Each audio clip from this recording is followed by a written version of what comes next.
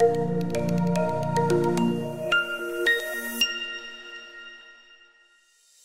semuanya, apa kabar? Ketemu lagi dengan saya Abe. Halo, dan saya Diki. Kami berdua adalah optometris dari Optik Melawai. Nah, hari ini kita akan sharing informasi tentang apa aja sih yang kalian perlu ingat sebelum memutuskan untuk beli soft lens. Nah, benar sekali Pak Diki, karena soft lens ini nempel langsung dengan mata kita, makanya kita harus hati-hati saat ingin menggunakan soft lens Pak Diki.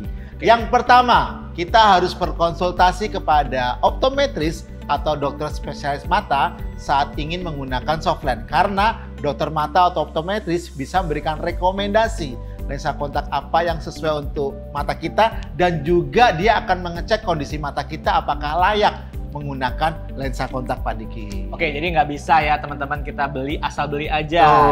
Jadi yang paling benar, yang paling sehat adalah konsultasikan dulu, diskusikan dulu dengan dokter mata atau optometris, sehingga selama kita menggunakan soft lens mata kita tetap nyaman dan sehat. Oke, yang kedua teman-teman yang perlu kita ingat adalah pilihan material soft lens. Jadi secara garis besar Pak Abe, umumnya soft lens itu terbuat dari dua material. Yang pertama adalah hidrogel dan yang kedua adalah silikon hidrogel. Nah, mau pilih mana, mau pakai yang mana, dilihat dulu nih kebutuhannya seperti apa. Kalau kalian membutuhkan penggunaan soft lens dalam jangka atau durasi yang panjang seharian, misalnya lebih dari 8 jam per hari, saran kami adalah gunakan soft lens berbahan silikon hidrogel. Karena soft lens berbahan dasar silikon hidrogel ini mampu meneruskan oksigen 5 kali lebih banyak dari soft lens biasa Pak Abe. Nah, saya udah ada contohnya nih. Salah satu contohnya adalah brand dari Illustro O2 ini Pak Abe. Kenapa dinamain O2? Karena memang dia bisa meneruskan oksigen lebih banyak daripada soft lens biasa. Nah, Illustro O2 ini terbuat dari silikon hidrogel yang mampu meneruskan oksigen lebih banyak ke mata, sehingga mata kita lebih lembab, lebih lama, dan bisa bertahan lebih dari 8 jam per hari. Nah, berikutnya yang ketiga juga pertimbangkan berapa lama teman-teman menggunakan soft lens-nya. Apakah ingin menggunakan lensa kontaknya setiap hari? Nah, kalau memang sepanjang hari ingin menggunakan lensa kontak, teman-teman bisa pilih soft lens harian, karena lensa kontak ini akan diganti setiap hari. Nah, jika teman-teman menggunakannya lebih lama, ada lensa kontak yang 2 mingguan atau lensa kontak bulanan. Jadi setiap 2 minggu, sebulan sekali juga diganti. Nah, sangat penting untuk mengikuti petunjuk penggunaan dan jadwal penggantian yang direkomendasikan oleh dokter mata ataupun juga oleh optometris, juga produsen soft lens tersebut Pak Diki. Oke, hal berikutnya yang perlu diperhatikan adalah kadar air atau water content. Nah, ini kalian bisa temukan kadar air ini jumlahnya di packaging lensa kontak. Nah, biasanya ini yang suka jadi salah kaprah nih Pak Abe. Banyak orang beranggapan bahwa kalau matanya kering atau air matanya sedikit, buru-buru cari soft lens yang kadar airnya banyak, yang tinggi. Itu salah sebenarnya. Karena semakin tinggi kadar air soft lens, justru makin banyak menyerap air mata.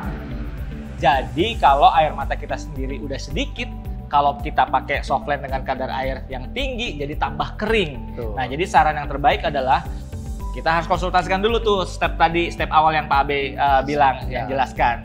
Kita tanya ke dokter mata atau ke optometris, akan dicek kadar air mata kita tergolong yang mana. Air matanya cukupkah atau memang kurang? Lalu dari situ baru bisa disesuaikan. Apabila kalian tergolong yang memiliki air mata yang sedikit, sarannya adalah gunakan soft lens berkadar air rendah.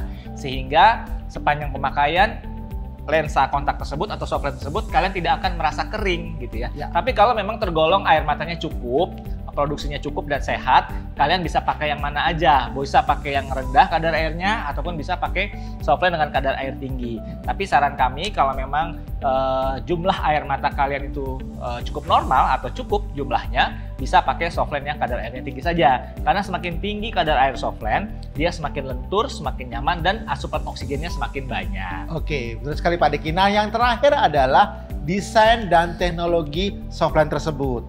Jadi soft lens juga ada tersedia dalam berbagai desain dan teknologi yang juga mempengaruhi ketajaman penglihatan, juga kenyamanan kita Pak Diki. Nah, lensa kontak atau soft lens ada yang dirancang untuk mata sensitif. Kemudian juga untuk kondisi mata tertentu, misalnya untuk mata silinder atau untuk orang-orang presbiopia, ya. Jadi selalu diskusikan juga dengan optometris ataupun juga dengan dokter spesialis mata, lensa kontak mana yang direkomendasikan atau lensa kontak mana sesuai dengan kebutuhan kita. Ya. Jadi lagi-lagi kita ingatkan pembelian softland itu tidak bisa sembarangan, jadi harus banyak interaksi, komunikasi, dan konsultasi gitu Pak Ade ya. Betul. Nah sekian dulu untuk sharing-sharing ilmunya hari ini. Jika teman-teman masih ada pertanyaan, silakan kunjungi gerai Optik Melawai terdekat atau kunjungi kami di www.optikmelawai.com. Dan jangan lupa untuk subscribe, like, share, dan komen. Kira-kira tips apa lagi yang ingin teman-teman ketahui seputar kesehatan mata, kacamata, dan lensa kontak. Jangan lupa cek akurat, mata sehat. Dah.